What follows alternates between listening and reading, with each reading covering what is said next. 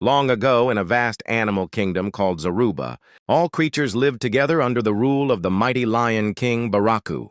He was feared and respected, but also known to be proud and quick to anger. In Zaruba, the antelopes were gentle and swift. They grazed on the plains, never harming anyone. They were loved by the rivers and the winds, for their leaps brought joy to the land. But some animals grew jealous, whispering lies into the king's ears. "The antelopes steal too much grass," hissed the hyena. "They drink the water meant for others," growled the jackal. "They plan to rebel against your throne," sneered the vulture.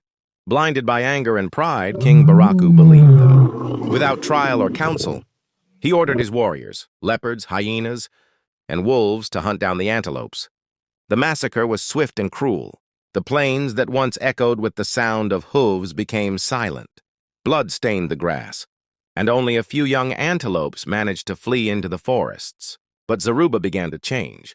The grass grew tall and wild, choking the rivers. Without the antelopes to trim the fields, famine spread. Predators who once hunted them for food now starved. Even the lion's own cubs began to weaken. One night, the spirit of justice appeared in the form of a glowing white antelope.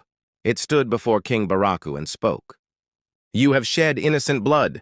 The kingdom you sought to protect will now wither because of your blindness. The balance of life is broken." The lion roared in regret, but it was too late. His crown grew heavy and his strength faded. Hyenas and vultures, once his allies, turned against him, fighting for scraps of power.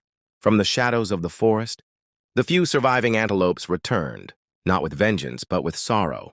They mourned their lost kin and refused to live openly in Zaruba again. They became symbols of purity and justice, forever reminding the kingdom that injustice to the weak brings downfall to the strong. And so, the kingdom of Zaruba fell into chaos, remembered in tales as the land that killed its gentlest hearts.